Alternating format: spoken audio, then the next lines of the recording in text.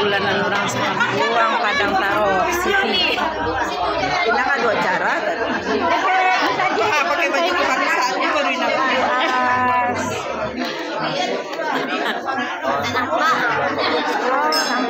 Itu Ibu Wenang.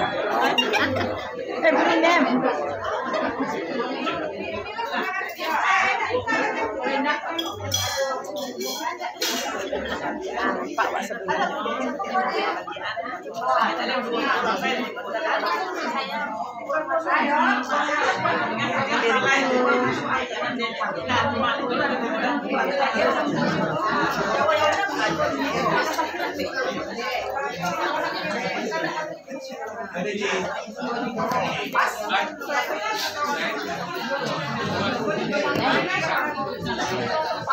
Tuyeko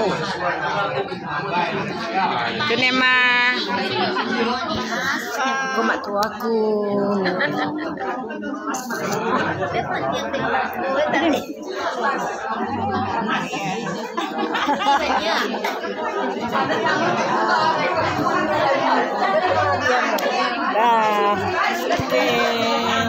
Pondok baku apakku.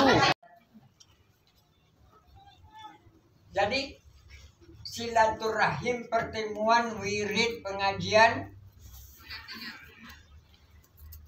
adalah inti daripada pertemuan intim itu adalah untuk menjadi orang bertakwa. Sebab orang yang bertakwa yang dijamin masuk sagugono bapak dulu. Orang bertakwa. Jadi silaturahim dalam rangka untuk mencapai hidup yang bertakwa, bersilaturahim. Sambunglah silaturahmimu dengan baik untuk menjadi orang bertakwa. Karena orang yang bertakwa lah yang bisa masuk surga. Kalau manusia baru hanya sekadar maju beriman, alun tentulah bertakwa. Tidak ada jaminan doh orang beriman masuk surga. Tapi kalau orang bertakwa dijamin oleh Allah. Wasari'u ila maghfiratin min rabbikum wa jannatin arduha samawati wal ardh lil muttaqin, insyaallah. Dalam surat 3 ayat 133. Bersegeralah kamu minta ampun kepada Allah dengan